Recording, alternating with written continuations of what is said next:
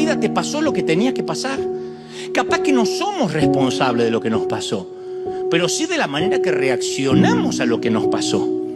Dos personas pueden estar frente al mismo obstáculo: un diagnóstico complicado, un divorcio triste, la muerte de un ser amado. Y sin embargo, las personas que lo atraviesan lo hacen de maneras muy diferentes. Como esos dos gemelos, hijos de un alcohólico que los vivía pegando. Uno de ellos se hizo alcohólico. Le preguntaron por qué y dijo: bueno, porque mi papá era alcohólico. El otro no probó nunca una gota de alcohol. Le preguntaron por qué y porque mi papá era alcohólico.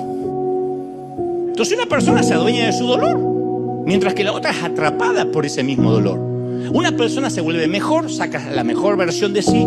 La otra se vuelve amargada, resentida. ¿Cuál es la diferencia? Surfear la vida, barrenar la vida con la tabla que nos tocó, con la tabla de surf que nos tocó. Lo que nos pasó nos hizo la persona que hoy somos.